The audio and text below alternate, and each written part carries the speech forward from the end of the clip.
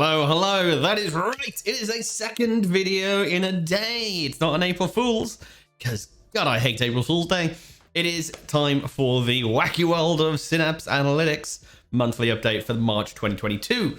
So it was only released yesterday, so I've had a quick skim through the various different things, and some of them we'll go as we go and have a look and talk about what that actually means to us about the features that are in there.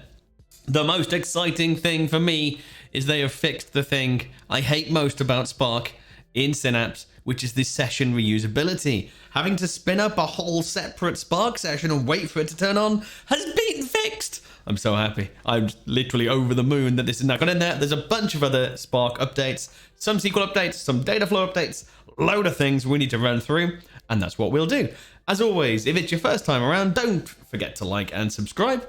Let us know down in the comments which of the various features you've been looking forward to. Is this something you've been waiting for? Are you as happy as I am about the fact that we can now reuse an existing Spark session across notebooks? Let me know down in the comments and we'll go from there. Let's go and take a look. Okay, so as always, we have the Synapse Analytics monthly update blog. And there's a Ryan's update, so you can go and have a look straight from the Synapse product team itself. Kind of how they're pitching the various updates, their take on it, why they've built it, all that kind of stuff. Do advise, go and have a look and watch through that. And then, yeah, let's go and step through some of these changes. I'm just so happy that there's actual Spark changes. Makes me happy after the drought of the last months. So there's some changes in the kind of the notebook experience, some changes of Spark. So we'll go and have a bit of a mooch through these things. Okay, number one, there's a couple that are around how the output of these various cells work. In this one previously, if something broke in the cell, you wouldn't get any outputs, you would just get the error. So as this case is showing, they'd printed test. So we were expecting to see the word test, and then after that, we'd expect to see the error. But because of the way it previously worked, once the cell had finished working, it would go, right, what's all the output I've got? Oh, I've got a big error, and it would only show us the error, which is no good. We don't like that. Now, with this most recent change, you'll see we get test, and then accept, and there's no space for some reason in the Python one. Test, then new line. Essentially, if you're printing things into the standard output, it will be shown underneath the code cell, which is fantastic. So, minor change, it sounds like, but actually a massive thing in terms of making the notebooks much more usable. And again, making it so you can do diagnostic debugging and informational debugging inside a notebook without having to raise it as an error if something happens. So you can have just things documented. Why has it gone into the code path before you throw the serious error is super important without having to dig into the logs behind it. So it's a good change. That's always good. And then this one, so this made me really excited when I saw the name. I was like, really? Partial output of a running query in Spark partway through. You can see the output. No, that's not what it is. So essentially what Synapse used to do is, even if it had executed the bit of code that was spitting something out into standout or into the notebook cell's output, it wouldn't show it until everything was finished. So if you said print, print, print, print, print, print, it would all appear at once. Now, that's not the way it works in other Spark providers. You do get this dynamic list of things as they execute, and they've done a similar thing over here.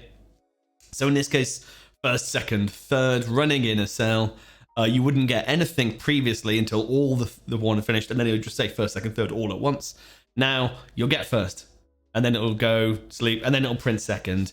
Essentially, they've just made the code output a little bit more dynamic, so as soon as something actually is executed in the Spark context, or in the top level Python context, it will get spat out to your cell contents immediately. So really good, makes a lot of sense. Should have happened a while ago. All good. Okay, another one, super interesting one, this one actually, is the ability to dynamically control the Spark session config from inside the cell itself, which is confusing, cool.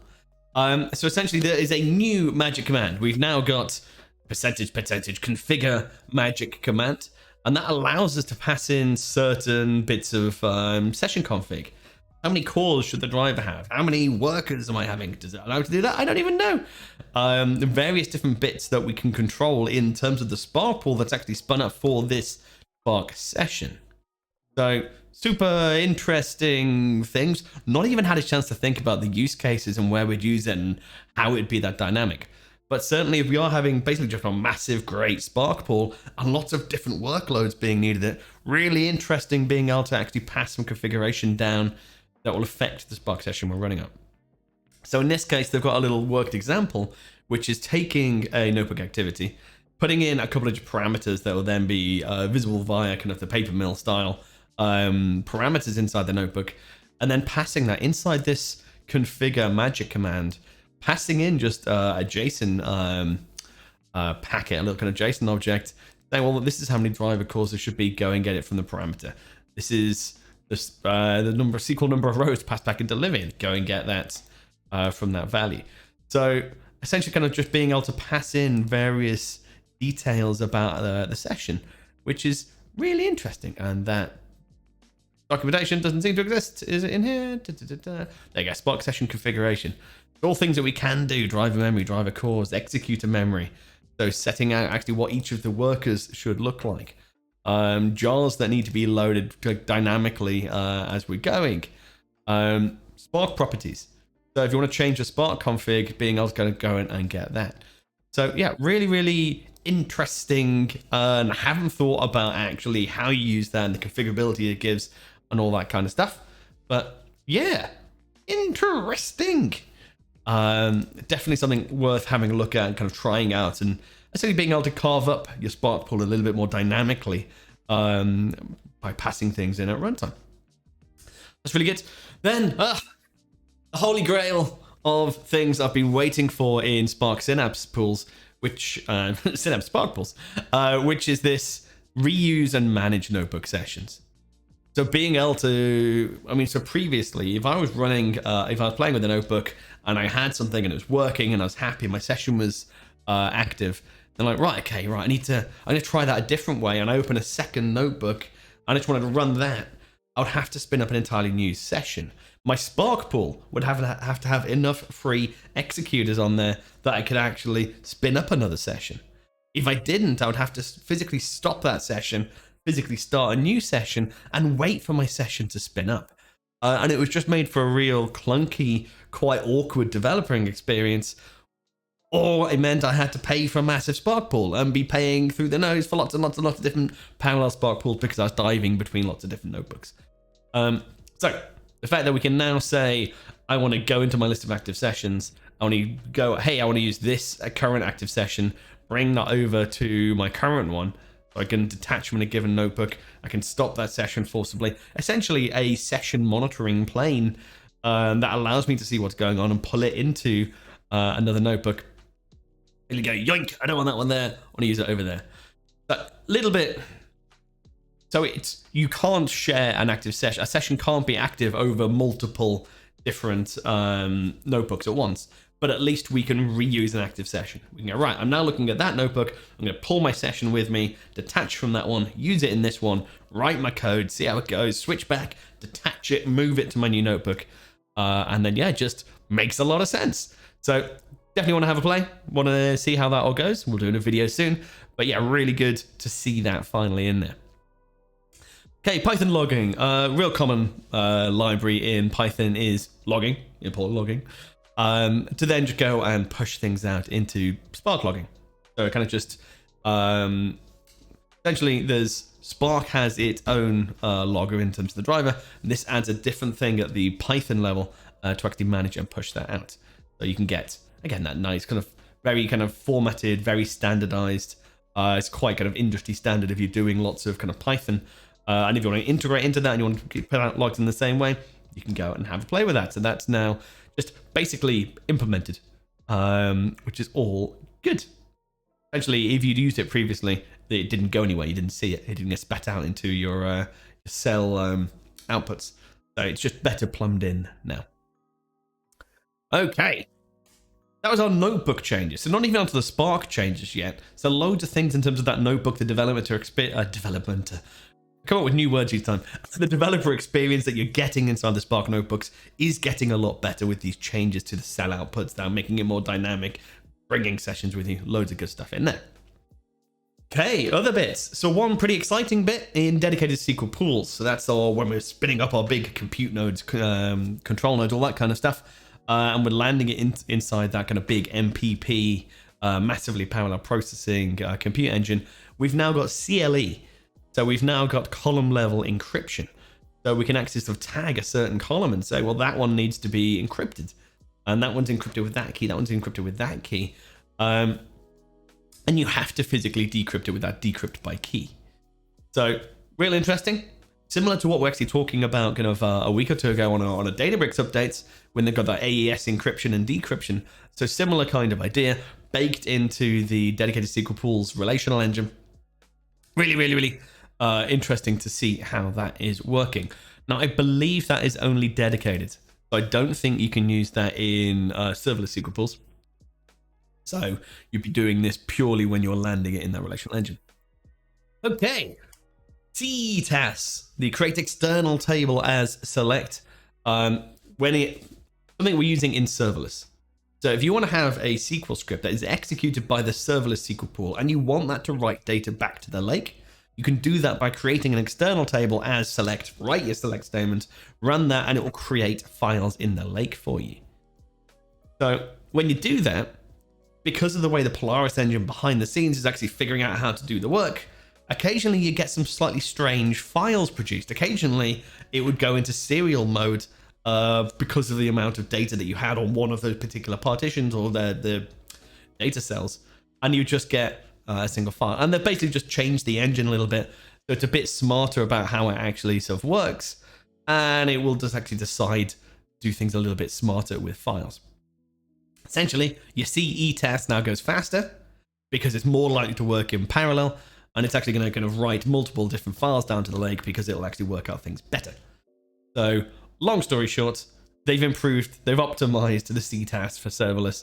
If you're creating data, you're writing data back into the lake using serverless SQL, that should go faster if you were having performance problems with it previously. Now, you know what I'm going to say. Serverless is, you can't write a delta table out, and you can't manage a delta table. You can't merge it. You can't manage the audit state and roll it back and have all the goodness about optimizing it for file skipping and all of that good stuff that we can do if we have full control over the files in our lake. You don't have any control here. So if you're using a CE task that can create external table as select in serverless, think of it as the nice, quick and easy way of getting data into your lake. Oh, I just need to make a quick table by creating a folder full of data, and I'm going to use that for a few quick things. And then when you need to engineer it, if that is a big amount of data and it needs to be governed and it needs to be secured, it needs to have a rollback strategy, it needs to update efficiently, it needs to have file skipping so that it can effectively skip out data, do file elimination, and run faster, then you have to be writing that data out using Spark. You should be using Spark for writing out data, putting it into a delta table, doing things a proper engineered way. This is really good for doing some quite lightweight things, for allowing SQL developers to build their own assets without having to learn a load of Sparky stuff. There's a real use case for it. But just be aware, you shouldn't be building massive scale enterprise data warehouse things in your lake using CE tasks just because you don't have that fine-grained control of the files that are created at the end of the process. All right. Okay, on to some Spark changes. So we've got changes to the CDM connector. So we did see that previously in preview, and the CDM is that common data model. It's kind of the Dataverse-esque thing where we've got it in the lake and it's got our manifest files and the folder structure of data. So being able to read from a CDM file structure and bring it into a data frame, and being able to write out from Spark into CDM. So that kind of read, write, that common interchange of data, getting it from CDM, doing some stuff in Spark, writing it back to CDM is all under that connector. So you can do that directly from Spark now if you wish to. It's always interesting because it's obviously with things like Synapse Link for Dataverse, coming in, our ability to query that and kind of work directly with that stuff. Going to be interesting to see how much actually we're doing that kind of direct querying of the CDM stuff from Spark, because actually you'll be able to query it directly from things like serverless because we've got that Synapse Link in there. We can even do that via Synapse Link directly from Spark. So it's interesting whether we'll be reading the file directly and not treating it as a Synapse link one, treating it as a set of files in a particular folder structure. Not really put too much thought into it, honestly. But yeah, definitely interesting, and obviously more improvements just means the more things that can talk to each other, the better experience we're all going to have. Okay, dedicated Sql Pool connector has been made better. And actually, this is kind of an interesting one. So it used to use Polybase. And we've talked about it before, just in a Dynamically update, in terms of it used Polybase, and so you could do reject rows and that kind of stuff. It's now switched over and used the copy into, which is the slightly more modern, needs fewer permissions, all of that kind of stuff, version of getting data into dedicated Sql Pools. So that's been improved. It should go a little bit faster. Should be able to do slightly better performance, moving data around less, all that kind of good stuff. And you can use SQL authentication, or you can use AAD authentication. So it's a little bit better. You can kind of get away with a bit more kind of quicker pushing of things into it. And yeah, 5 times improvements over the previous version is great if you want to use that. And if you're already using that, that should, again, just be a release that's baked into the Spark engine. If you're using the latest one, it should just go a bit faster. Okay. Now this is an interesting one. It's controversial in my side. So part of those changes to that kind of dedicated Sql Pool connector for Synapse Spark is it now supports all save mode choices. Now, if you're just using Spark, when you do a data frame.write, you have a mode. You say .mode, and then it can be overwrite, append, error if exists, and ignore. Now, the default is error if exists. So if you try and write data into a folder, into a table, into wherever that Spark data write is going, it's just going to give you an error and go, there's already data there. I don't know what to do. I don't know how to handle this. And that's the default Spark behavior. So the other 3 of ignore, there's already data there, but I don't want this thing to error, so just do nothing. And now those 2 are basically useless in a like ETL enterprisey thing. Kind of you generally want it to actually do something with your data if you're running this. Error if exists is great because it stops you from accidentally overwriting data. But the majority of our automated processes, if we're running this as a data engineering pipeline to get data into somewhere, there's going to be data there. That's kind of the point. So we nearly always use one of the top 2, append or overwrite. Overwrite is get rid of it, replace it with a new version of that table, which makes entire sense for dedicated Sql Pool because we tend to be doing CTAS. You tend to do drop table, CTAS into a new table, that's now my table. So that entirely makes sense. And then append, which is the don't drop the existing data, just insert this into that table. So yeah, I think it's a little bit of a cheat saying it's got, 4 amazing different save modes, because it doesn't have an upsert, it doesn't have a merge. So we actually just have a append or overwrite. We have 2 major ones and then 2 things that don't do anything. But it's still good having that option. So we can either CTAS into that table, or you can insert into an existing table. Most of the time for dedicated Sql Pool workloads, we CTAS. We tend to do a CTAS into a table, and then if we're trying to join that to an existing thing, we'll partition switch that in if we're working at things that actually have that real scale. And you can do that with the connectors because you can send a PostSQL script. So the majority of the time we'd overwrite, so we'd write into a full new table, that whole data frame, and then we'd partition switch that whole data frame into a particular partition in an existing table if we want full control about it and want to manage the column store and make sure things are going into the Delta store and all that kind of good stuff. So the majority of times I'd see us using override, but definitely useful to have the choice of doing an append if we need to. All right, intelligent cache. It's another interesting one. So intelligent cache is great, right? So it's basically going to automatically cache data for you. And it'll automatically work out when it needs to cache data and decide to actually bring things in, cache it, take it out of cache, bring it into cache, take it out of cache, as you're actually doing stuff within Synapse Spark. However, I think this is a slight bit of a cheat, because in previous videos, we've actually seen that the Synapse Spark engine, by default, auto-cached. It just automatically went, yeah, I'm going to cache that. I'm going to cache that. I'm going to cache that. So we're doing some subsequent reads, and it already had the data in memory. And you could see that from the execution plan. You could see that had automatically been forced into cache. And even if I didn't want it to be cached, it had been cached. So actually, it's kind of interesting because I think it's just they've now given you the ability to turn it on or off. and you don't have to turn it on or off. So rather than it being a just real default, this is going to cache for you, it's now something you can say, I want you to cache, and also control the percentage. Spark by default, has a cluster setting of how much memory it should reserve. How much of its available storage space should it fill up for caching, and how much should it keep free for just doing processing, for bringing RDDs in, for actually processing your data. Normally, that's around 50%. The default in Spark is either 50% or 60%, can't remember. And that's a huge whacking great chunk of your cluster memory to have sitting there waiting to fill it with cache data. Now we've got this slider. So essentially this is doing two things. One, it's enabling this intelligent cache, which will decide by itself to cache data for you. You don't have to be writing dataframe.cache all the way through your code. It's automatically going to do that for you. But you also, by having the slider on the cluster pool, on the Spark pool when you create it, you can also decide that setting for what percentage of the available memory across your workers should be reserved for that cache. So a couple of different things actually put in there. Certainly, don't put a huge amount of reserved amount of space for the cache. If you're about to process a massive data set that has to get into memory, because it's not going to have the memory on an individual worker because you've reserved so much of it already for the cache. Really, if you need to cache that much, you also kind of then have to pick a bigger node size that has more memory, so you've actually got more available on each one. So there you go, you've got this new intelligent caching size, essentially just setting that Spark config, which you can now do. Cool. If you've got an existing pool, you do need to change those settings. So you can't change that on the fly because it is a cluster level setting that you'd have to force a restart of that pool. So be aware, it's not super dynamic. It's not one of the things that we can do at the session level.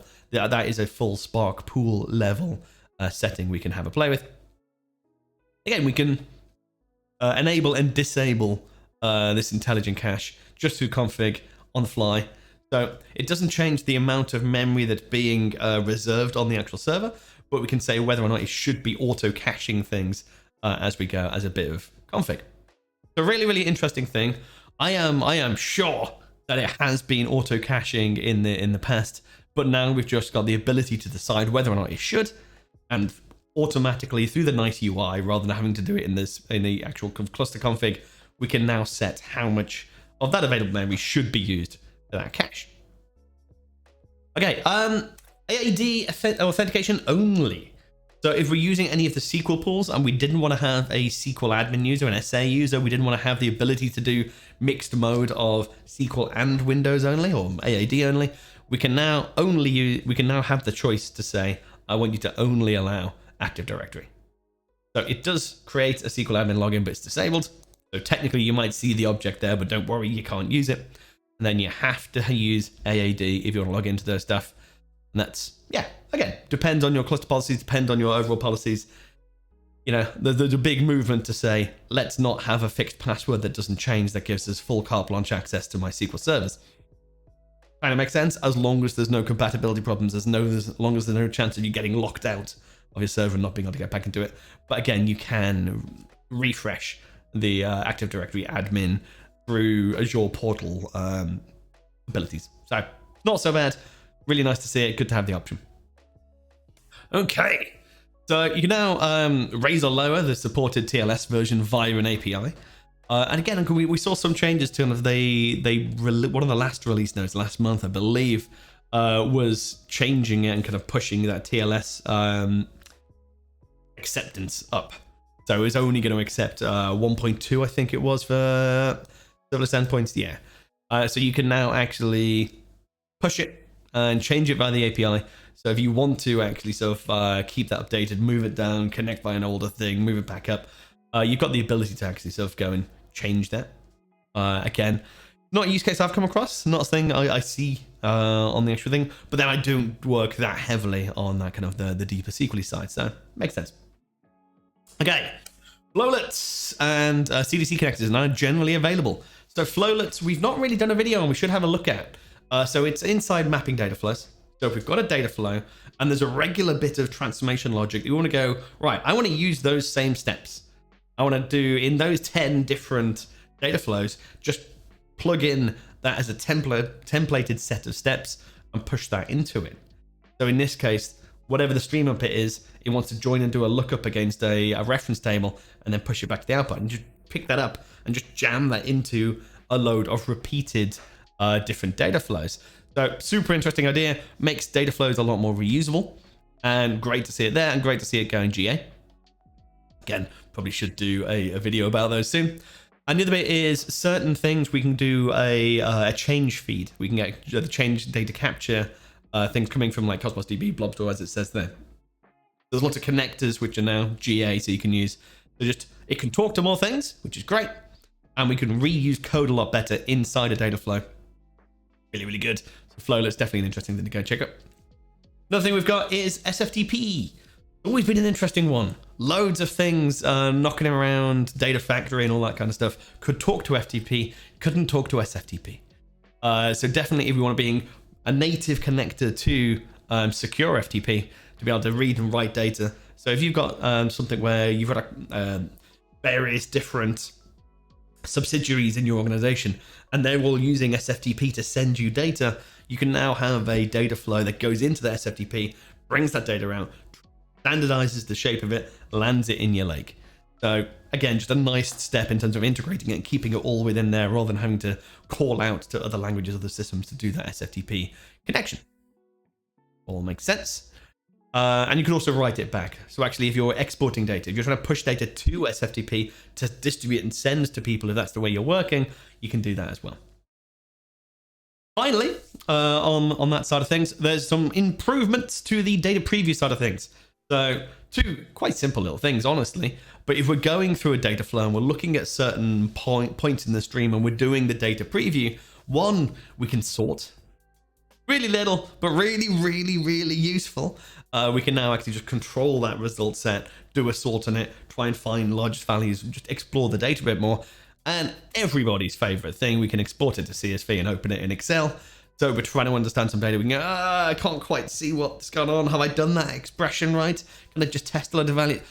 Export it to CSV, open it in Excel, actually get the data, understand if we've got things right, and then go back and make any changes that you need. So it's just a bit better. It gives you better interaction with the data preview, makes the data preview way more useful, so you can then build a better data flow.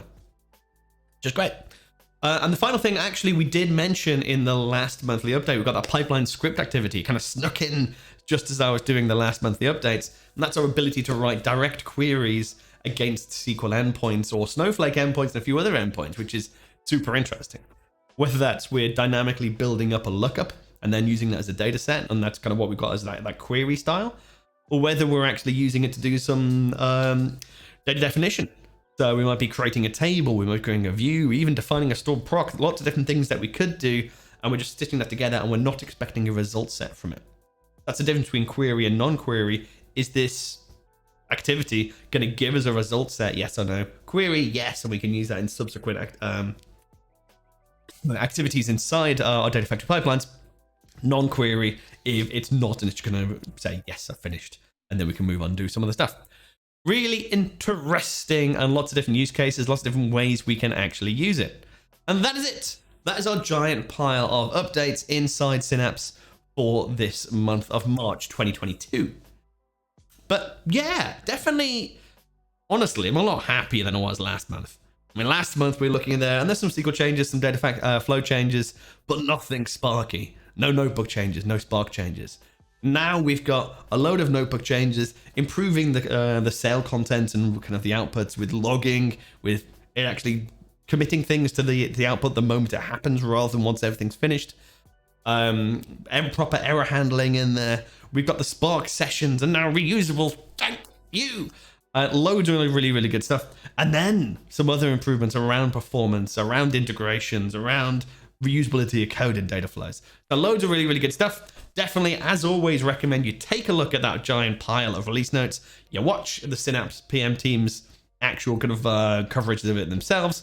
And then, yeah, go nuts, spin up a Spark pool. Go and do some outputs, and it'll all be grand. Cool. That is it for me today. As always, do not forget to like and subscribe, and I will catch you next month. Cheers.